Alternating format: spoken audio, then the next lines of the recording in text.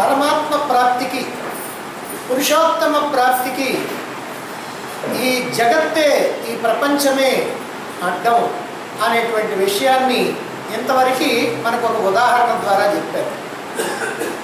ఈ సంసారాన్ని ఒక అశ్వత్థ వృక్షంతో పోల్చి, ఆ అశ్వత్థ వృక్షం కూడా మూలమేమో పైకి, కొమ్మలేమో కిందికి ఉండేటువంటి అశ్వత్థ వృక్షంతో పోల్చి మనకి చెప్పారు.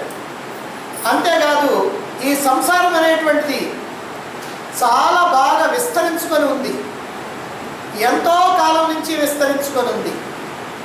అంతేకాకుండా మనకి ఇది పురుషోత్తమ ప్రాప్తికి ఆటంకం కలిగిస్తూ ఉంది.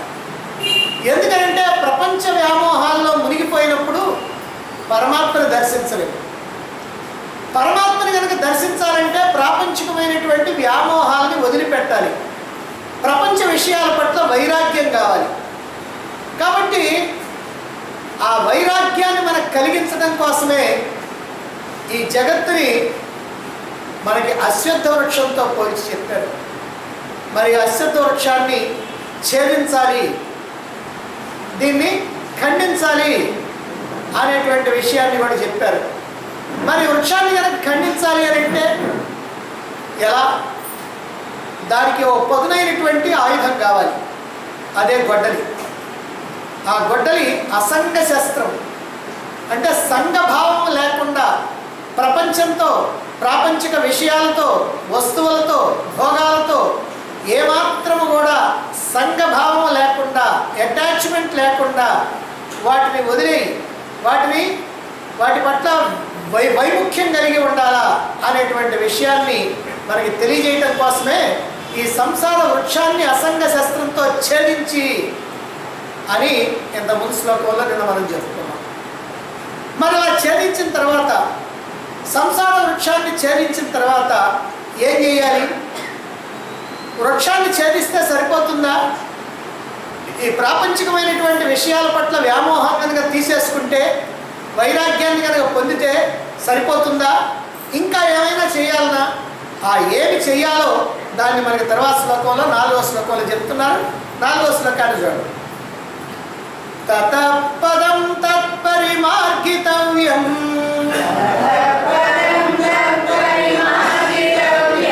యస్మిన్ గతా న నివర్తంతి భూయః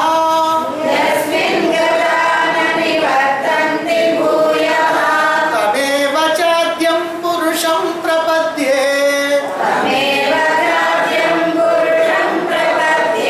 యతః ప్రవృత్తి ప్రసృతా పురాణి.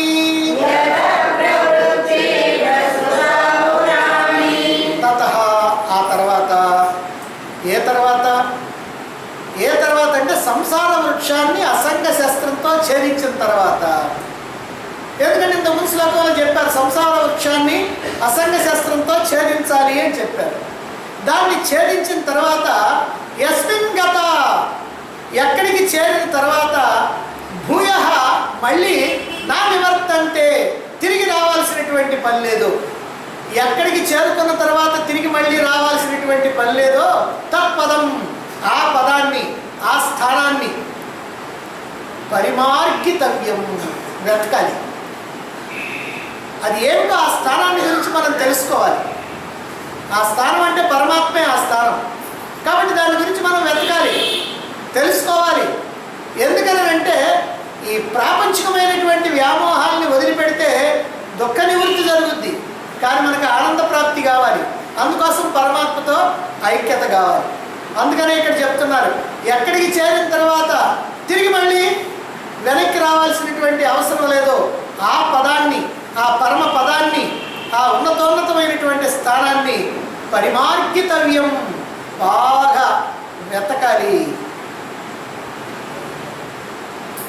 యతః, అలా వెతకటానికి ఏంటంటే యతః, ఎవరి నుంచి అయితే పురాణి ప్రవృత్తి, పురాతనమైనటువంటి సంసార ప్రవృత్తి, ఈ జనన మరణ రూప సంసార ప్రవృత్తి ఎవరి నుంచి అయితే ప్రసృత వ్యాపిస్తూ ఉందో తం ఆద్యం పురుషం ఏవ, ఆ ఆది పురుషుణ్ణే ప్రపద్యే, శరణు కోరుతున్నాను. అంటే ఆ ఆది పురుషుణ్ణి, ఆ పరమాత్మని శరణు కోరితే ఆ శరణు కోరినందువల్ల మనం ఆ స్థానం ఏమిటో తెలుసుకుంటాం. ఆ స్థానం ఏమిటో తెలుసుకున్నందువల్ల ఆ స్థానాన్ని చేరుకుంటాం. ఆ స్థానాన్ని చేరుకుంటే తిరిగి వచ్చేటువంటి పని లేదు. ఇదంతా ఎప్పుడు చేయాలి అంటే అదిగో అసంగ శస్త్రంతో ఈ సంసార వృక్షాన్ని ఖండించుతాం. ఇంకా ఒక మాటలో చెప్పాలంటే నీలో సంపూర్ణమైనటువంటి వైరాగ్యం కనుక ఉన్నట్లయితే, ఆ వైరాగ్యాన్ని కనుక సాధించినట్లయితే నువ్వు ఖచ్చితంగా ఇప్పుడు చేయవలసింది ఏమిటంటే ఆ పరమాత్మ స్థానాన్ని వెతికి ఆ పరమాత్మ స్థానాన్ని చేరుకోవాలి. దానికి పరమాత్మ యొక్క అనుగ్రహం కావాలి. అనుగ్రహం కావాలంటే ఆయన శరణ వేడాలి. ఆయన సర్వభావేన శరణు కోరాలి. సంపూర్ణమైనటువంటి శరణాగతిని అక్కడ నువ్వు చూపించాల్సినటువంటి అవసరం ఉంది.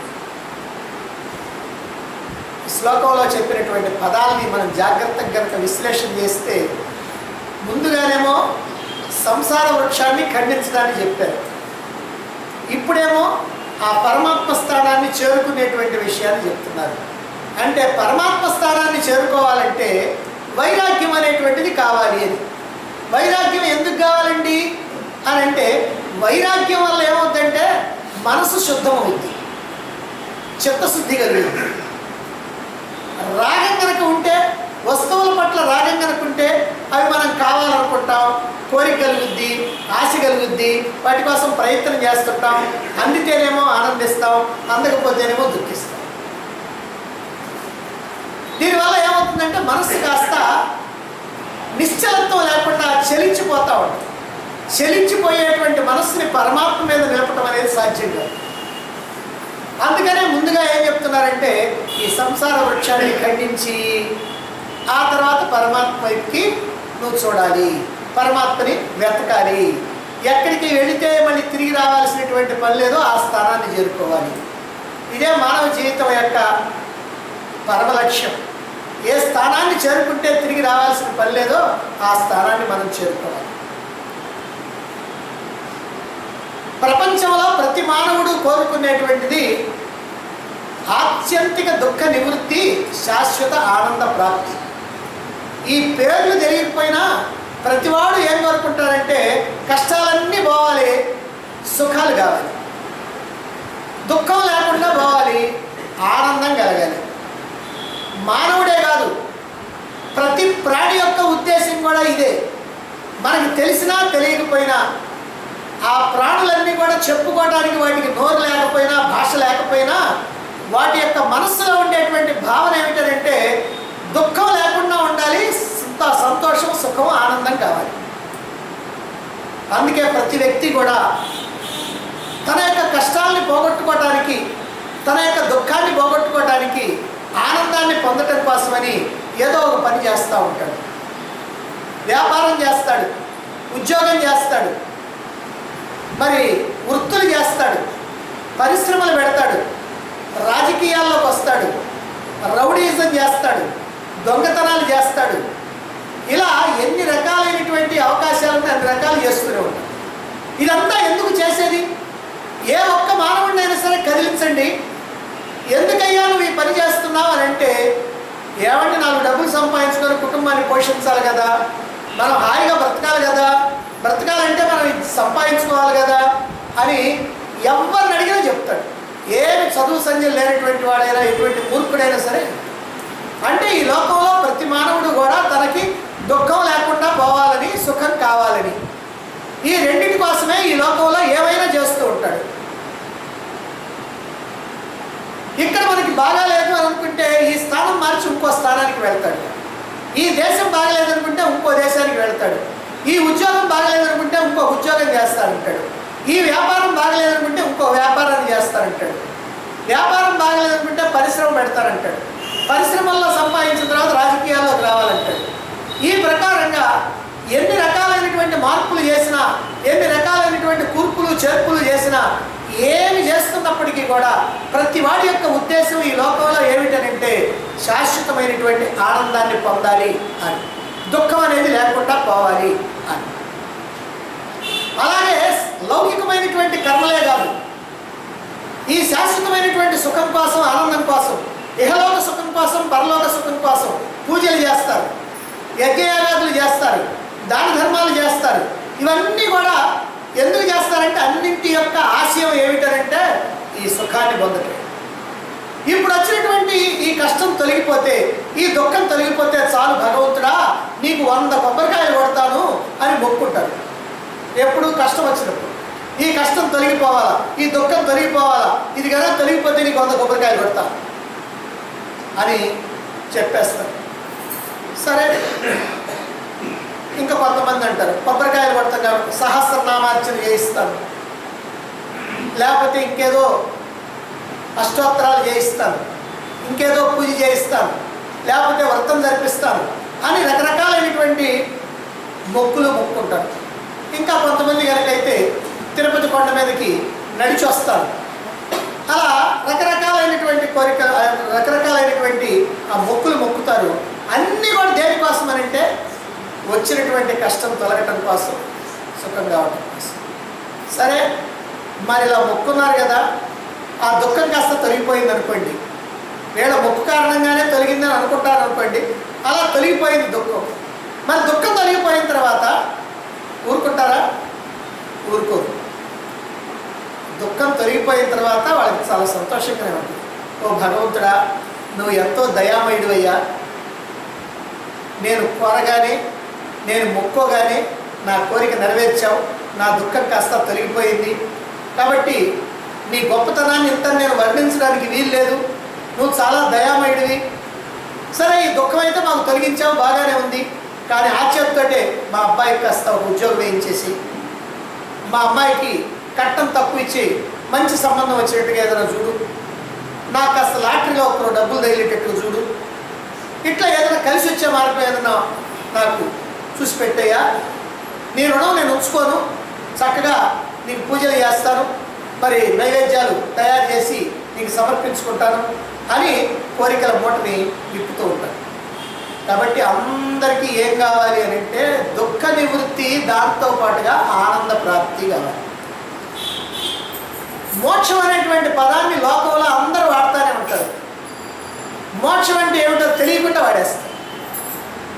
మోక్షం అంటే ఏమిటో తెలియకుండా మోక్షం అనేటువంటి పదాన్ని అందరూ వాడుతూనే ఉంటారు. చాలామంది ఏమనుకుంటారంటే చచ్చిన తర్వాత వెళ్ళే స్వర్గం ఏదైతే ఉందో అదే మోక్షం అనుకుంటారు. అందుకనే చక్కగా దాన ధర్మాలు చేసుకో మోక్షం వస్తుంది అంటారు, చక్కగా పూజ చేసుకో మోక్షం వస్తుంది అంటారు. ఇలా అనడానికి కారణం ఏమిటంటే కొన్ని సాంప్రదాయాల వాళ్ళు వైకుంఠానికి పోవటం, కైలాసానికి పోవటం, ఇదిగోనండి ఈ పని కన్నా చేస్తే మనం వైకుంఠానికి పోతాం, ఈ పని చేస్తే మనం కైలాసానికి పోతాం, ఆ ఒక్కటి చేసి మిగిలిన ఏ అదృష్ట పనులు చేసినా ఏం పర్వాలేదు అని వాళ్ళు అనుకుంటూ ఉంటారు. ఆ వైకుంఠానికి పోవటం, కైలాసానికి పోవటం మోక్షం అని అనుకుంటారు. కానీ ఏ కుట్టానికి పోయినా, ఎక్కడికి పోయినా మళ్ళీ తిరిగి ఇక్కడికి రావాల్సింది. ఏ లోకానికి పోయినా సరే తిరిగి రావాల్సిందే. ఒక్క పరమాత్మ దగ్గరికి వెళితే, పరమాత్మతో ఐక్యమైతే తప్ప మిగిలినటువంటి వాళ్ళంతా కూడా ఏ లోకానికి పోయినా తిరిగి రావాలి. కాబట్టి మోక్షం అని అంటే ఆత్యంతిక దుఃఖ నివృత్తి, శాశ్వత ఆనంద ప్రాప్తి అనేటువంటిదే మోక్షం. అంటే ఈ రెండింటికి కలిపి, దుఃఖాలు పోవటానికి సుఖాలు రావడానికి రెండింటికి కలిపి ఒకే పదాన్ని వాడారు వేదాంతంలో, అదే మోక్షం. ఈ దుఃఖ నివృత్తిని, ఆనంద ప్రాప్తిని సాధించడానికి మనం ఎన్నో రకాలైనటువంటి పనులు చేస్తుంటాం. ఎన్నో వృత్తుల్ని, ఎన్నో వ్యాపారాలని, ఉద్యోగాలని, వ్యవహారాలని, రకరకాలైనటువంటి పనులు చేస్తూ ఉంటాం. కొంతమంది న్యాయంగా, ధర్మంగా సంపాదించాలనుకుంటారు, కొంతమంది అన్యాయంగా మోసం చేసి సంపాదించాలనుకుంటారు. దొంగతనాలు చేసేవాళ్ళు కొందరు, రౌడీయిజం చేసేటువంటి వాళ్ళు కొందరు, ఇట్లా రకరకాలైనటువంటి పనులు చేస్తారు. ఇక కొంతమంది ఏమో ఉద్యోగాలు చేస్తుంటారు. ఉద్యోగాలు చేస్తూ ఊరికినే ఉద్యోగంగా దాంట్లో లంచాలు తీసుకొని తొందరగా బాగా ధనం సంపాదించాలనుకుంటారు. అలాగే తప్పుడు పనులు చేసి సంపాదించేటువంటి వాళ్ళు కొంతమంది రాజకీయాల్లో దిగుతారు. మరి కొంతమంది ఇంకా బాగా సుఖపడాలి అని అంటే సర్వసంగ పరిత్యాగమే మార్గం, సన్యాసి వేషం వేసుకుంటే చాలు అని అనుకుంటారు. కొంతమంది స్వామీజీలైపోయి ఆశ్రమాలను స్థాపించి ప్రజల్ని ఉద్ధరిస్తూ ఉంటారు. ఇదంతా దేనికి అంటే ఆనందం కోసం, దుఃఖం లేకుండా ఉండటం కోసం, ఆనందం కోసం. ఇలా రకరకాలైనటువంటి వేషాలతో రకరకాలైనటువంటి పనులు చేసి దుఃఖాలు తొలగించుకోవాలని, ఆనందాన్ని పొందాలని ప్రయత్నం చేస్తూ ఉంటారు ఈ మానవులు. కానీ ఎవరైనా సరే నిత్యమైనటువంటి శాశ్వతమైనటువంటి ఆనందాన్ని ఈ లోకంలో పొందుతున్నారా? ఏ ఒక్కళ్ళైనా, 100కి ఒక్కళ్ళు, 1,00,000కి ఒక్కళ్ళు, 1,00,00,000కి ఒక్కళ్ళు, ఎవరైనా సరే ఈ లోకంలో ఎంత కోటీశ్వరులైనా, ఎంత మిలియనీర్లైనా, బిలియనీర్లైనా, ట్రిలియనీర్లైనా, ఎవరైనా సరే, ఏవైనా సరే, నాకు ఏ దుఃఖము లేదు, నేను శాశ్వతమైనటువంటి ఆనందాన్ని పొందాను, ఇక ఏ దుఃఖము రాదు అని గుండెల మీద చేయి వేసుకొని చెప్పగలిగినటువంటి వాడు ఈ లోకంలో ఎవడైనా ఒక్కడైనా సరే ఉంటాడా? ఎవడు ఉండడు. ఎందుకనంటే ప్రతివాడు కూడా ఈ తాత్కాలికంగా దుఃఖాన్ని తొలగించుకోవాలని చూస్తాడు, తాత్కాలికంగా ఆనందాన్ని పొందాలని చూస్తాడే కానీ శాశ్వతమైనటువంటి ఆనందాన్ని పొందే మార్గం ఏమిటని ఆలోచించడు. ప్రతివాడికి కూడా నేను ఆనందం పొందాలనుకుంటాడు కానీ ఈ ఆనందం మళ్ళీ పోయేటువంటి ఆనందం కదా, నాకు శాశ్వతంగా ఉండేటువంటి ఆనందం కావాలి అని ఎప్పుడన్నా ఆలోచిస్తున్నాడంటే ఆలోచించడు. అందుకని అలా ఆలోచించడం లేదు కాబట్టే అతడికి ఈ సిద్ధి అనేటువంటిది లేదు. అంటే ఈ శాశ్వతమైనటువంటి ఆనందాన్ని కోరుకోవట్లా, ఒకవేళ కోరుకున్నా అతడు ప్రయత్నించేది మాత్రం తాత్కాలికమైనటువంటి ఆనందం కోసం. అసలు ఈ జన్మలన్నీ వచ్చింది మనం దుఃఖాలు అనుభవించాలి, దుఃఖాలతో పాటు సుఖాలు కూడా అనుభవిస్తాం. ఈ లోకంలో మనం అందరం కూడా సుఖాలు దుఃఖాలు రెండు అనుభవిస్తూనే ఉన్నాం. మరి దుఃఖం శాశ్వతంగా పోయేటువంటి మార్గం ఏమిటని ఒక్కళ్ళైనా ఆలోచిస్తున్నారా? ఇప్పుడు వచ్చిన కష్టం ఎట్లా పోద్ది అని ఆలోచిస్తున్నారు, ఇప్పుడు వచ్చిన దుఃఖం ఎట్లా పోద్ది అని ఆలోచిస్తున్నారే కానీ అసలు దుఃఖమే లేకుండా శాశ్వతంగా ఈ దుఃఖాలన్నీ పోవాలి అని ఎవరన్నా ఆలోచిస్తున్నారా? అలా ఆలోచిస్తే సమాధానం దొరుకుతుంది. దుఃఖాలన్నీ ఎందుకు వస్తున్నాయి అంటే మనం జన్మ తీసుకొని వచ్చాం కాబట్టి వస్తాయి, అసలు పుట్టబట్టి వస్తున్నాయి. ఈ జన్మ అనేది కనుక లేకపోయినట్లయితే దుఃఖాలు ఎట్లుంటాయి? ఈ జన్మ వచ్చింది కాబట్టి దుఃఖాలు వచ్చింది. మరి జన్మ లేకుండా చేసుకునేటువంటి మార్గం ఏదన్నా ఉంటే, జన్మ రాకుండా చేసుకునేటువంటి మార్గం ఏముంటే, జన్మ రాహిత్యానికి ఏదన్నా మార్గం కనుక ఉన్నట్లయితే అప్పుడు దుఃఖాలన్నీ పోతాయి. జన్మ రాహిత్యమే మోక్షం కాబట్టి జన్మరాహిత్యం కావాలి. కాబట్టి ప్రతి వ్యక్తి కూడా నాకు శాశ్వతమైనటువంటి సుఖం కావాలి, శాశ్వతమైనటువంటి ఆనందం కావాలి, మళ్ళీ దుఃఖం అనేటువంటి తొంగి చూడకూడదు అని అలా కోరుకొని దానికి మార్గం ఏమిటి అని ఆలోచించాలా. ఆలోచనకు అందితే అందినట్టు, అందకపోతే దానికి సంబంధించినటువంటి వాళ్ళని అడిగి తెలుసుకోవాలి, లేదా శాస్త్రాలని అడిగి తెలుసుకోవాలి. ఇలా ఆలోచించటం లేదు కాబట్టి, ఎప్పటికప్పుడు వచ్చిన కష్టం పోతే చాలు అనుకుంటున్నారు కాబట్టి అందుకని ఎవ్వరికి కూడా సిద్ధి లభించటం లేదు. ప్రతి మానవుడి పరిస్థితి కూడా ఇంతే, ఎవరి పరిస్థితి అయినా కూడా ఇంతే. ఇలా నిరంతరం కూడా విఫల ప్రయత్నం చేస్తున్నటువంటి ఈ మానవుల్ని ఉద్ధరించడానికి, వాళ్ళకి సరైనటువంటి మార్గాన్ని చూపించడానికే భగవానుడు హితోపదేశం చేస్తూ ఉన్నాడు. అసలు శ్రీకృష్ణుడు జన్మించిందే అందుకు, పరమాత్మ శ్రీకృష్ణుడిగా జన్మించిందే సమస్తమైనటువంటి మానవాళికి కూడా ఈ దుఃఖ నివృత్తి, ఆనంద ప్రాప్తి కలిగించడం కోసమే వచ్చింది. అందుకనే ఆయన యొక్క జీవితంలో ప్రధానమైనటువంటి విషయం ఏమిటంటే ఈ భగవద్గీత బోధ. దాన్ని ఒక సమయాన్ని ఎంచుకున్నాడు, అది యుద్ధరంగం. దానికి ఒక వ్యక్తిని ఎంచుకున్నాడు, అర్జునుడిని. కాబట్టి ఇలా అర్జునుడిని ఎంచుకొని యుద్ధరంగంలో ఈ సమస్తమైనటువంటి జ్ఞానాన్ని, ఆత్మజ్ఞానాన్ని, ఈ ఉపనిషత్తుల జ్ఞానాన్ని, ఈ వేద విజ్ఞానాన్ని సమస్తమైనటువంటి మానవాళి యొక్క సుఖం కోసం, సమస్తమైనటువంటి మానవాళి యొక్క జన్మ సార్థక్యత కోసం అర్జునుడిని నిమిత్తంగా చేసుకొని అలా చెప్పడం జరిగింది. దాని కారణంగానే మనమందరం కూడా ఆ భగవద్గీతను చెప్పుకుంటాం. అంటే రాబోయేటువంటి తరాలతో సహా సమస్తమైనటువంటి మానవులు కూడా దీని ద్వారా ప్రయోజనం పొందాలి. అందుకోసమే భగవానుడు ఈ జన్మ శ్రీకృష్ణుడిగా జన్మించింది. మనకి దుఃఖం ఎందుకు కలుగుతుంది అంటే సంసార భ్రమ. సంసార భ్రమ అని అంటే ఈ ప్రపంచం సత్యమని, ఇందులో ఉన్నటువంటి వస్తువులన్నీ కూడా మనకి సుఖాన్ని ఆనందాన్ని ఇస్తాయని, వాటిని పొందటం కోసమే మనం మానవ జన్మ ఎత్తామని, వాటిని స్వీకరించి అనుభవించడానికే మనకి దేహం ఉందని, ఇలా ఎవడైతే భావించుకుంటున్నాడో అలా భావించుకునేవాడల్లా భ్రమలో ఉన్నటువంటి వాడు. ఈ భ్రమలో ఉన్నటువంటి వాడల్లా ఆ సంసారంలో ఇరుక్కుపోతూ ఉంటాడు. సంసారంలో ఇరుక్కుపోతున్నాడు కాబట్టి దుఃఖాలు అనేటువంటివి అనుభవించాల్సి వస్తుంది. కానీ ఈ సంసార త్యాగం చేస్తే, ఎందుకంటే ఇంతవరకు ఈ సంసార త్యాగం చేయాలని చెప్పారు. ఈ సంసారం అనేటువంటి వృక్షాన్ని పదునైనటువంటి ఖడ్గంతో ఖండించమని చెప్పారు. అసంగం అనేటువంటి శస్త్రంతో ఛేదించమని చెప్పారు. అంటే ఈ సంసార త్యాగంతో దుఃఖ నివృత్తి జరుగుద్ది. ఇది దుఃఖ నివృత్తి అంటే ఈ ప్రపంచం మీద, ఈ వస్తువుల మీద ఎప్పుడైతే నువ్వు ఆసక్తిని వదిలిపెట్టావో నీ దుఃఖాలన్నీ పోతాయి. అయితే దుఃఖ నివృత్తి కలిగితే సరిపోతుందా? చాలు. ఆనందం కలగాలి. గాఢ నిద్రలో ఆనందంగా ఉంది కదండి? కాదు. గాఢ నిద్రలో ఆనందంగా ఉన్నమాట నిజమే, కానీ అదేమిటంటే అక్కడ దుఃఖ నివృత్తి జరిగి ఆనందంగా ఉంది, కానీ నిజంగా ఆనందం వచ్చి కాదు. అంటే ఏ కష్టము ఏ దుఃఖము లేకపోతే ఉండేటువంటి ఆ స్థితి అది. అందుకని హాయిగా అందరికీ ఉంది. కానీ ప్రపంచంలో పొందేటువంటి ఆనందాలు లాంటిది కదా పొందితే ఒకటి ఆనందానికి తేడా ఉండేది. కానీ గాఢ నిద్రలో ఏమిటంటే ఎవ్వరికి కూడా దుఃఖం అంటే ఏమిటో తెలియకుండా పోతాం. అందుకని అందరూ ఒకే రకమైనటువంటి సుఖాన్ని హాయిని పొందుతూ ఉంటారు. కాబట్టి గాఢ నిద్రలో కూడా దుఃఖ నివృత్తే కానీ ఆనంద ప్రాప్తి లేదు.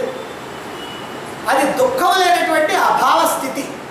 గాఢ నిద్రను ఏమంటారంటే అభావ స్థితి. భావస్థితి అని అంటే ఆలోచన, భావం అంటే ఆలోచన, అభావం అంటే ఏ ఆలోచన లేకుండా ఉండేటువంటి స్థితి. మనకి పెద్ద కష్టం వచ్చి దాంతో మనం కింద మీద అయిపోయిన తర్వాత ఇప్పుడు ఆ కష్టం తొలగిపోయింది అనుకోండి, అమ్మయ్య అని అంటాం. ఎందుకని అంటే ఆ కష్టం వచ్చినప్పటికల్లా మనకున్నటువంటి అంతకుముందు ఉన్నటువంటి ఆ పరిస్థితి తలకిందులైపోయింది. తలకిందులైపోయి ఈ కష్టం ఎప్పుడు తిరుగుతుంది అని ఆరాటపడిపోయాం. ఎప్పుడైతే ఈ కష్టం తీరిపోయిందో అమ్మయ్య అని ఊపిరి పీల్చుకుంటాం. అదే ఆనందం, అది ఆనందం అనుకుంటాం. కానీ ఇది నిజమైన ఆనందం కాదు. ఇది దుఃఖం కలిగినటువంటి ఆనందం, కష్టం కలిగినటువంటి ఆనందం. కష్టం కలిగినటువంటి స్థితి ఆనందంగా ఉంటుంది. ఆ ఆనందమే. ఇప్పుడు నెత్తి మీద కట్టెల మోపు పెట్టుకొని ఒకడు ప్రయాణం చేస్తూ ఉన్నాడు. సరే, బాగా ఎండాకాలం, నడిచి అలసట వస్తుంది. మోపేమో బరువు ఎక్కుతుంది, ఉన్నకొంది బరువు ఎక్కుతుంది. ఆ బరువుతోటి ఏడుపు వస్తూ ఉన్నది. కానీ ఎక్కడైనా దించుతామంటే దించితే మళ్ళీ ఎత్తడానికి ఎవరు లేడు, మనిషి కనపడుతుందా. మరి ఏం చేయాలా అలాంటి సందర్భంలో? అందుకని మోసుకుంటా వెళుతున్నాడు, ఏడుస్తూ వెళుతున్నాడు. బాగా ఆకలి దంచేస్తూ ఉంది. ఆ అన్నం మూట కూడా ఒకటి ఉంది, భుజాన వేసుకునే వస్తున్నాడు. కానీ తినడానికి ఎట్లా వీలు కాదు. ఈ కట్టెల మోపు ఉంది, అది దించితే కానీ ఈయన తినడానికి వీలు లేదు. అందుకని అలాగే వెళుతూ ఉన్నాడు. ఇంతలో ఒక ఆయన ఎదురుపడ్డాడు. వీడి మొహం కళ్ళు చూశాడు. ఏడుస్తున్నాడు, బోర్న ఏడుస్తున్నాడు. వీడు ఎంత బాధలో ఉన్నాడో పాపం అని. అయ్యా ఏమిటనంటే, అయ్యా ఈ మోపు నేను 3 మైళ్ళ నుంచి మోసుకొని వస్తున్నాను, చాలా బరువుగా ఉంది, ఆకలి వేస్తుంది, చాలా బాధగా ఉంది, ఏడుపు వస్తూ ఉంది. ఇది దించితేనేమో ఎత్తేవాడు ఎవరు లేడు, అందుకోసం నేను ఇట్లా బాధపడతా వస్తున్నానంటే, సర్లేవయ్యా నేను దించుతానని చెప్పి దించాడు. నెత్తి మీద నుంచి ఆ బరువు పోయేటప్పటికి వాడికి హాయిగా ఉంది, బాగానే ఉంది. మరి లోపల ఆకలి అదేమైనా తీరిందా? అది తీరలా. ఆకలి మాత్రం అట్టలేదు. ఎంత బరువు ఉన్నప్పుడు ఆకలి ఉంది, ఈ బరువు తీరిపోయినప్పుడు ఆకలి ఉంది. కానీ బరువు తీరిపోయేటప్పటికల్లా ఏడుపు ఆగిపోయింది. ఎందుకంటే ఆ బరువు వల్ల ఏడుస్తూ వస్తున్నటువంటి వాడు ఆ ఏడవకుండా మామూలుగా ఉంటాడు. కానీ ఆకలి తీరాలంటే అదిగో సద్దన్నం పూట తీయాలి. అందుకని అక్కడ ఒక పుట్ట చూసుకొని ఆ కుండ దగ్గర కూర్చొని ఆ అన్నం కాస్త ఆరగించేశాడు. అప్పుడు ఆకలి తీరింది. హాయిగా సంతోషం. ఇది నిజమైన సంతోషం, ఎందుకంటే ఆకలి తీరినటువంటి స్థితి. కాబట్టి ఇక్కడ మనకు కూడా దుఃఖం పోవాలి, ఆనందం కూడా కలగాలి. ఒట్టి దుఃఖం పోతే చాలదు, ఒట్టి బరువు తీరిపోతే చాలదు, ఇదిగో ఆకలి కూడా తీరాలి. అందుకే దుఃఖ నివృత్తికేమో సంసార వృక్షాన్ని వైరాగ్యం అనేటువంటి ఆయుధంతో ఛేదించాలి అని చెప్పి ఇప్పుడు ఆనంద ప్రాప్తికి మార్గం చెబుతున్నారు. కాబట్టి సంసార ఛేదనం జరిగిపోవాలా దుఃఖం జరగాలంటే. మరి ఆనందం కావాలంటే దానికి ఏమిటి మార్గం? దానికి ఇంతకుముందు మార్గం చెప్పాలి, ఇప్పుడు చెప్తున్నారు. ఏమని చెబుతున్నారు? నిష్కాముడైనటువంటి సాధకుడు ఉన్నతోన్నతమైనటువంటి ఉత్కృష్టమైనటువంటి పదవిని కనుక అందుకోవాలి అని అంటే ఆ పదవి ఏమిటో తెలుసుకోవాలి. ఏమిటా పదవి? ఎలాంటిది ఆ పదవి? ఆ పదవి ఈ సంసారం మొత్తానికి కూడా ఆధారమైనటువంటిది, ఈ ప్రపంచానికి ఆధారమైనటువంటిది, అధిష్టానమైనటువంటిది. ఈ ప్రపంచానికి ఆధారము అధిష్టానం ఏమిటి? పరమాత్మ. అధిష్టానము అని అంటే అర్థం ఏంటంటే అసలు వస్తువు. ఈ ప్రపంచం అసలు వస్తువు కాదు, ఆ అధిష్టానమైనటువంటి పరమాత్మ ఈ ప్రపంచంలాగా కనపడతా ఉంది, అందుకని దాన్ని అధిష్టానం అన్నారు. కాబట్టి ఈ ప్రపంచానికి ఆధారం అధిష్టానం పరమాత్మ. లోకంలో ఉన్నటువంటి అన్ని పదాలు ఏవైతే ఉన్నాయో, అన్ని పదవులు ఏవైతే ఉన్నాయో అవన్నీ సామాన్యమైనవి. కానీ పరమాత్మ పదవునే అసామాన్యమైనటువంటిది, విశేషమైనటువంటిది, ఉన్నతోన్నతమైనటువంటిది, ఉత్కృష్టమైనటువంటిది. ఇది నిత్యమైనటువంటిది, శాశ్వతమైనటువంటిది, చాలా గొప్పది. దానికంటే ఇంకా ఉన్నతమైనటువంటి పదవి ఏదన్నా ఉందా అని అంటే దానికంటే ఉన్నతమైనటువంటి పదవి ఏది లేదు. అంతేకాదు, దీని యొక్క గొప్పతనం ఏమిటంటే ఒక్కసారి ఆ పదవిని చేరుకొని అక్కడ కూర్చున్న తర్వాత ఇక తిరిగి వచ్చే పని లేదు. యస్మిన్ గత నా నివర్తంతి భూయ, దేన్ని చేరుకుంటే ఇక మళ్ళీ తిరిగి రావాల్సినటువంటి పని లేదో అదిగో అటువంటి పదవి అది. అంటే అక్కడికి పోతే పదవి వియోగం లేదు. ఈ లోకంలో అన్నిటికీ పదవి వియోగం ఉంది. ఏ ఉద్యోగం వచ్చినా దానికి రిటైర్మెంట్ ఉంది. టైర్ అయిపోతాడని రిటైర్ చేస్తాడు. అలాగనే ఏదైనా మంత్రి పదవో, ముఖ్యమంత్రి పదవో, ఎమ్మెల్యే పదవో ఏమైనా ఉన్నాయనుకోండి, వాటికి టైం ఉంది. ఆ టైం కాగానే వాడు దిగాల్సిందే. ఇట్లా ఈ లోకంలో ఏ పదవి ఉన్నా అన్నీ కూడా తాత్కాలికం, అన్నీ కూడా కొంతకాలం ఉంది. కానీ ఆ పరమాత్మ పదవునే అది శాశ్వతమైనటువంటి, ఇక దానికి తిరుగులేదు. అక్కడికి వెళ్ళిన తర్వాత తిరిగి వచ్చేటువంటి పని లేదు. అంటే అక్కడి నుంచి జారిపడేటువంటి ప్రశ్నే లేదు. ఉప్పు బొమ్మని సముద్రం యొక్క లోతు కనుక్కోవడం కోసం నేను పోతాను అందంట. సరే, ఒక దారం కట్టి దాన్ని సముద్రంలో దించాను. అది సముద్రం లోతు కనుక్కుంటా ఉంది, పోతా ఉంది. సరే, ఎంత లోతుందో చెప్పుద్ది, మళ్ళీ తీద్దామని చెప్పి బయటికి లాగితే ఏమో ఈ దారం వచ్చింది కానీ బొమ్మలేదు. ఎందుకనంటే ఉప్పు బొమ్మ ఏమైందనంటే సముద్రం కాదు, దాంట్లో కాస్త కరిగిపోయింది. అంటే సముద్రాకారంగా మారిపోయింది. అంటే సముద్రపు లోతు చుట్టానికి వెళ్ళి ఆ సముద్రాకారంగా ఎప్పుడైతే మారిపోయిందో తిరిగి వచ్చేటువంటి అవకాశం లేదు. అలాగనే మనం కూడా, జీవుడు కూడా ఆ పరమాత్మగా చేరుకొని పరమాత్మాకారంగా మారిపోయిన తర్వాత ఇక తిరిగి వచ్చేటువంటి అవకాశం లేదు. అంటే అన్ని బంధాలు వదిలించుకొని సంపూర్ణమైనటువంటి వైరాగ్యంతో ఆ పరమాత్మ పదంలో, ఆ పరమ పదంలో ప్రవేశించినట్లయితే అతడు పరమాత్మ స్వరూపుడైపోతాడు. నదులు సముద్రాన్ని చేరి సముద్రాకారంగా మారినట్టుగా జీవులందరూ పరమాత్మను చేరి పరమాత్మాకారంగా మారిపోతారు. అంటే ఇక అక్కడ జీవుడు ఉండడు, పరమాత్మే ఉంటాడు. సముద్రంలో నదులు ఉండవు, నీరు మాత్రం, సముద్ర నీరు మాత్రమే ఉంటుంది. అట్లానే అక్కడ కూడా పరమాత్మే ఉంటాడు కానీ జీవుడు ఉంటాడు. ఏమంటే ఇప్పుడు దీంట్లోకి వచ్చి కలిసినటువంటి జీవుడు కాస్త మళ్ళీ వాడిని బయటికి లాగుదామండి అంటే కుదరదు. అందుకని కొంతమంది ఏమనుకుంటారంటే, ఏమండి మోక్షాన్ని అందుకున్న తర్వాత మళ్ళీ జన్మ వచ్చుద్దేమో అని ఒక అనుమానం, వాళ్ళకి భయం. ఇంకా జన్మ ఎట్టు వస్తుంది? అక్కడ ఎవరున్నారు కాబట్టి ఆ జీవుడు ఏమైనా ఉన్నాడా మళ్ళీ జన్మ రావటానికి? ఆ జీవుడు కాస్త మొత్తం పోయాడు. దేహం ఏమో ఇక్కడ పోయింది, మనసు బుద్ధి ఏమో జ్ఞానంతో పోయింది, వాసనలు పోయినాయి.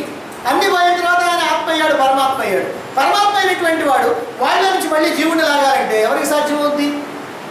ఎవరికి సాధ్యం కాదు. అంటే ఒక్కసారి మోక్షాన్ని పొందిన తర్వాత తిరిగి జన్మ లేదు. ఆ జన్మ రాహిత్యమే మోక్షం. ఈ బ్రహ్మాండంలో ఎక్కడికి వెళ్ళినా తిరిగి రావాలి. ఎందుకంటే ఇక్కడ 7, 7, 14 లోకాలు ఉన్నాయి. అధోలోకాలు 7, ఊర్ధ్వలోకాలు 7. సరే, అధోలోకాలు అంటే అధోగతి కదండి, వాటి సంగతి మనకు వద్దులే. ఊర్ధ్వలోకాల దగ్గరికి వెళ్తే అవి మంచియే కదా. ఆ ఊర్ధ్వలోకాలు ఎట్లా వస్తాయి? మనం ఇక్కడ పుణ్యకార్యాలు చేస్తేనే ఊర్ధ్వలోకాలు వచ్చేది. మరి అట్లా వచ్చేటువంటి లోకాల్లో పితృలోకం కానీ, వరుణలోకం కానీ, సూర్యలోకం కానీ, చంద్రలోకం కానీ, ఇంద్రలోకం కానీ, బ్రహ్మలోకం కానీ, ఏ లోకమైనా సరే కాక అన్నీ తిరిగి వచ్చాయి. ఏ లోకానికి పోయినా తిరిగి రావాల్సిందే. ఎక్కడా శాశ్వతంగా ఉండడానికి వీల్లేదు. అందుకనే భగవద్గీతలోనే చెప్పారు, ఆ బ్రహ్మ భువనాల్లోక పునరావర్తినోర్జున అని. ఏ లోకానికి పోయినా సరే పునరావర్తి, మళ్ళీ తిరిగి రావాల్సిందే. ఆ లోకంలో నువ్వు పొందాల్సినటువంటి అనుభవాలు 1000 సంవత్సరాల పొందు, 10,000 సంవత్సరాల పొందు, 1,00,000 సంవత్సరాల పొందు. ఆ తర్వాత అయినా సరే తిరిగి రావాల్సిందే. అయితే బ్రహ్మప్రాప్తి, పరమాత్మ ప్రాప్తి, పురుషోత్తమ ప్రాప్తి అది గనక జరిగితే ఇక తిరిగి రావాల్సిన పని లేదు. ఏ లోకానికి పోయినా జీవుడు దేహం లేకుండా జీవుడుగానే ఉంటాడు. కాబట్టి ఆ జీవుడు మళ్ళీ ఇంకో దేహం కోసం వస్తాడు. అక్కడికి పోతే మాత్రం జీవభావం కాస్త పోయిద్ది, జీవభావం ఉండదు. జీవభావం ఉండదు కాబట్టి పరమాత్మ అయ్యాడు. పరమాత్మ అయ్యాడు కాబట్టి మళ్ళీ తిరిగి రావడానికి లేదు. అందుకని తిరిగి వచ్చేటువంటిది కాదు, పునరావర్తి లేనటువంటిది. అది అన్ని పునరావర్తి ఉన్నటువంటివి అన్నమాట. కాబట్టి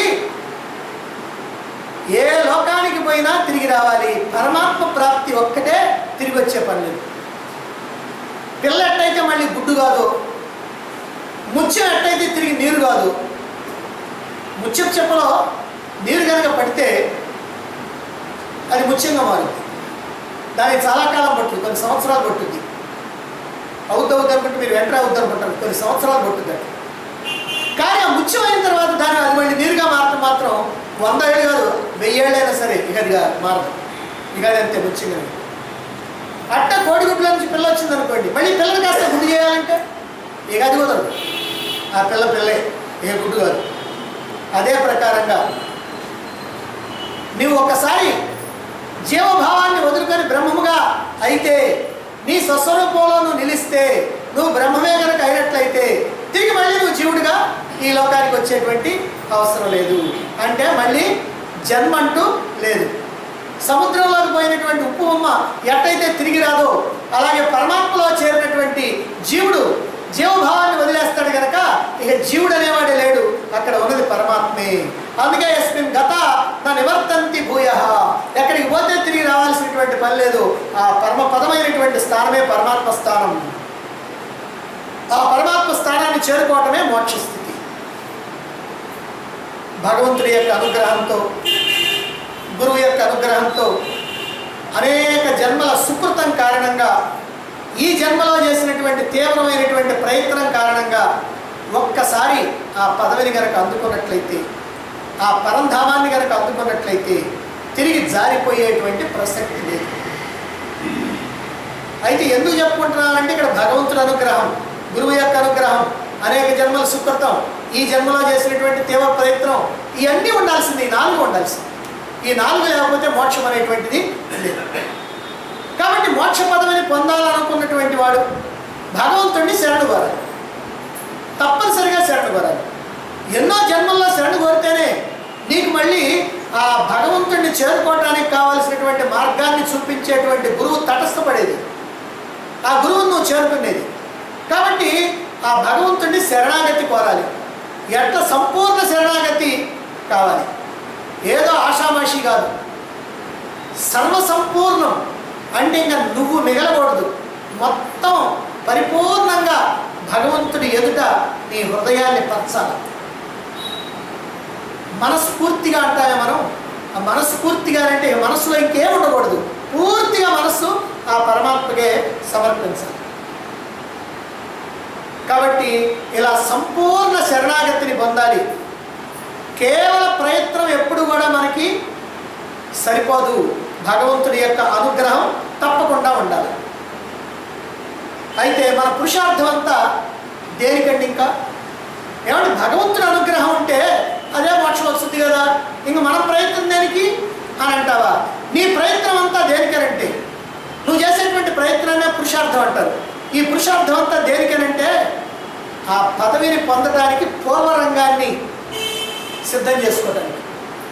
ఆ పదవిని పొందడానికి నువ్వు పూర్వరంగాన్ని సిద్ధం చేసుకోవాలి. పరమాత్మని పొందడానికి, మోక్షాన్ని పొందడానికి పూర్వరంగాన్ని సిద్ధం చేసుకోవాలి. అదిగో దానికోసం నీవు ప్రయత్నం చేయాలి, పురుషార్థం చేయాలి. కావాల్సినటువంటి సామాగ్రిని, సంపదని సిద్ధం చేసుకోవటం కోసమే ఈ సాధనలన్నీ, ప్రయత్నాలన్నీ. ఎన్నికల్లో గెలిచి ఎమ్మెల్యేగానో ఎంపీగానో పోవాలనుకున్నాడు అనుకోండి, దానికి ముందుగా నీ ప్రయత్నం కావాలి. ఏమిటంటే ప్రయత్నం కావాల్సింది డబ్బు సేకరించుకోవాలి. డబ్బు కనుక లేకపోతే కుదరదు కదా. అందుకని ఆయన దగ్గర డబ్బులు ఉంటే ఆయన దగ్గర డబ్బులు ఖర్చు పెట్టలేంటే చందాలకు పోవాలా, అక్కడ ఇక్కడ సంపాదించుకోవాలి. బ్యానర్లు, జెండాలు అవన్నీ కూడా తయారు చేయించుకోవాలి. కొంతమంది పెద్దల్ని కలుసుకోవాలి, వాళ్ళ యొక్క సలహాలు తీసుకోవాలి, వాళ్ళని సపోర్ట్ చేయమని అడగాల. ఆ తర్వాత రౌడీల్ని, గొండాలని వాళ్ళందరినీ కూడా మేపాల. తర్వాత అధిష్టానం యొక్క అనుగ్రహాన్ని సంపాదించాలి టికెట్ కోసమని. కొన్ని ప్రాంతాల్లో అయితే బాంబులు లేకపోతే ఇక ఎన్నికలే జరగవు. అందుకని బాంబులు కావాలి, వాటిని సమకూర్చుకోవాలి.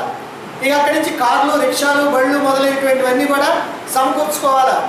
ఇదంతా ప్రయత్నం దేనికంటే పూర్వరంగం. ఇవన్నీ సమకూర్చుకున్నంత మాత్రాన నువ్వు ఎమ్మెల్యేగో, ఎంపీగో. మరి ఎమ్మెల్యే, ఎంపీ ఎట్ట అవుతావు? ప్రజలందరి అనుగ్రహం ఉంటే అవుతావు. కాబట్టి ప్రజల యొక్క అనుగ్రహం ఉంటే అవుతావు. కానీ ప్రజల యొక్క అనుగ్రహాన్ని పొందడానికి ముందు ఈ ప్రయత్నం అంతా నువ్వు చేయాలి. కాబట్టి మనం కూడా భగవంతుడి యొక్క అనుగ్రహం పొందడానికి ముందు మనం అనేకమైనటువంటి ప్రయత్నాలు, అనేకమైనటువంటి సాధనలు చేయాలి. శాస్త్రాలు వినటం కానీ, మననం కానీ, నిత్యాసన కానీ, సాధనలు కానీ, జపం కానీ, తపం కానీ, ధ్యానం కానీ, ఈ సాక్షిభావన కానీ అన్నీ కూడా, ఇవన్నీ దేనికంటే ఇవన్నీ కూడా ప్రీరిక్విజిట్స్, అంటే మొట్టమొదట అవసరమైనటువంటి. ఇవన్నీ కనుక మనం చేసుకున్నట్లయితే అప్పుడు భగవంతుడి యొక్క అనుగ్రహంతో మోక్షాన్ని పొందుతుంది. కాబట్టి మోక్షాన్ని పొందాలి అని అంటే భగవంతుడి యొక్క అనుగ్రహం కావాలి. అందుకని భగవంతుడి యొక్క అనుగ్రహాన్ని పొందాలి అనేటువంటి శుభేచ్ఛని కలగాలి. శుభేచ్ఛ అంటే శుభ ఇచ్ఛ, అంటే మంచి ఆలోచన. సాధారణంగా మనకి సప్తజ్ఞాన భూమికలు ఉన్నాయి. దాంట్లో మొట్టమొదటి శుభేచ్ఛ. ఎంతో పుణ్యం చేసుకున్నటువంటి వాళ్ళకి మాత్రమే అటువంటి శుభేచ్ఛ కలుగుతుంది. లేకపోతే మానవులంతా కూడా లౌకికమైనటువంటి వ్యవహారాల్లో మునిగి మన పని మనం చేసుకుందాం, మన వ్యవహారం మనం చేసుకుందాం, మన వృత్తి మనం చేసుకుందాం, దీంట్లోనే మన తెలివితేటలను చూపిద్దామని అక్కడ చూపిస్తూ ఉంటారు. కానీ ఈ శుభేచ్ఛ మాత్రం కలగదు. శుభేచ్ఛ కలగాలంటే పూర్వజన్మ సుకృతం ఉండాలి. పూర్వజన్మల్లో భగవత్ సంబంధమైనటువంటి చింతన ఎంతో కొంత చేసి ఉండాలి. పూర్వజన్మల్లో భగవత్ సంబంధమైనటువంటి యజ్ఞయాగాది కార్యక్రమాలు కానీ, పూజా పురస్కారాలు కానీ ఇవన్నీ కూడా చేసి ఉండాలి. అలాగే భగవంతుడిని స్మరిస్తూ జప ధ్యానాలు, తపస్సు మొదలైనటువంటివి చేసి ఉండాలి. ఇవన్నీ చేస్తేనే భగవంతుడిని చేరుకోవాలి, భగవంతుడిని శరణు పొందాలి అనేటువంటి కోరిక మనకి ఇప్పుడు కలుగుతుంది. కాబట్టి ఇటువంటి కోరిక కలగటం కోసమే అవన్నీ కూడా కావాలి.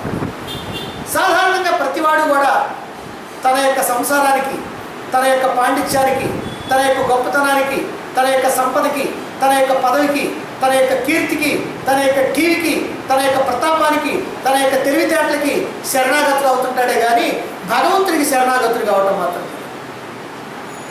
వీటన్నిటికీ మాత్రం ఎంత గొప్పగా శరణాగతులు అవుతాడో చెప్పడానికి వీలు. ఇవి మర్చిపోవడం, నిద్రపోయేటప్పుడు కూడా గుర్తొస్తాం.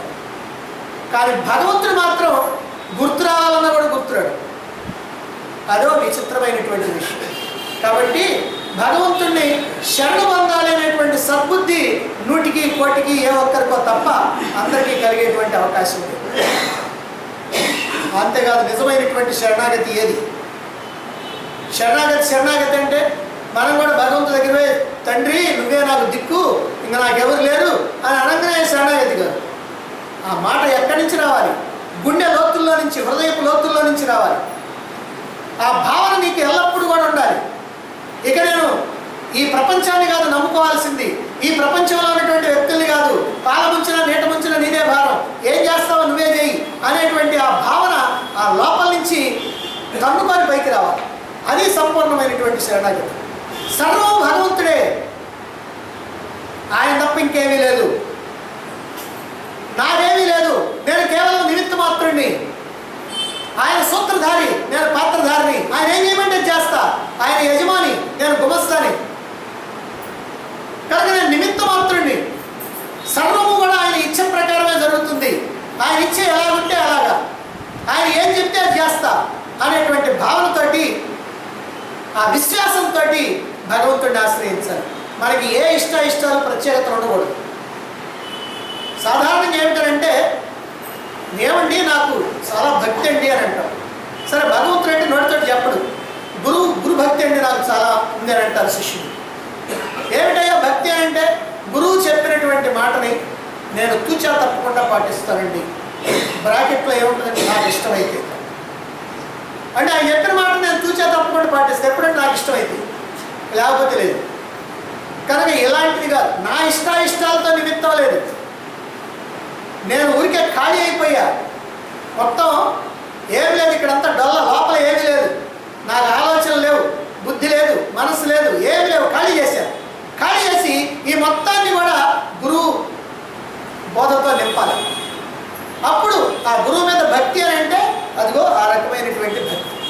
అంతే తప్ప నాకు ఇష్టమైతే, నేను అనుకున్నట్టుగా చెబితే అప్పుడు నేను చేస్తా, లేకపోతే మాత్రం నేను చేయను. అదేంటంటే నాకేం లాభం అట్లా చేస్తే అని అనుకుంటే మాత్రం అది నిజమైనటువంటి భక్తి కాదు. కాబట్టి మనకి స్వతంత్రంగా ఏ ఇష్టాలు లేకుండా అన్నీ కూడా భగవంతుడికే సమర్పించాలి. భగవంతుడు ఏది అనుగ్రహిస్తే దాన్ని సంతుష్టితో స్వీకరించాలి. ఇది మనం తెలుసుకోవాల్సినటువంటి విషయం. అంటే ఈ లోకంలో మనకి ఇష్టాలు ఉంటాయి, అది కావాలి ఇది కావాలంటాం. ఏదన్నా మనం అనుకున్నది కనుక వస్తే ఆనందిస్తాం, అనుకున్నది రాకపోతే దుఃఖపడతాం. కానీ నిజంగా భగవంతుడి మీద కనుక పరిపూర్ణమైనటువంటి విశ్వాసం ఉన్నటువంటి వాడు, శరణాగతుడైనటువంటి వాడు ఏమనుకోవాలి అని అంటే, భగవంతుడు ఏది నాకు ప్రసాదించాడో దాన్నే నేను కళ్ళకద్దుకొని స్వీకరిస్తాను. అది మంచి కానీ చెడు కానీ, లాభం కానీ నష్టం కానీ, సుఖం కానీ దుఃఖం కానీ, భగవంతుడు ఇచ్చిందే నాకు ప్రసాదం అనేటువంటి భావన ఎవరికైతే ఉంటుందో అటువంటి వాడు నిజమైనటువంటి శరణాగతి చెందినడు. అందుకనే భగవద్గీతలో చెప్పారు, తమేవ శరణం గచ్చ సర్వభావేన భారత. సర్వభావేన భారత, సర్వభావేన సంపూర్ణంగా అదిగో భగవంతుడి శరణ పొందాలి.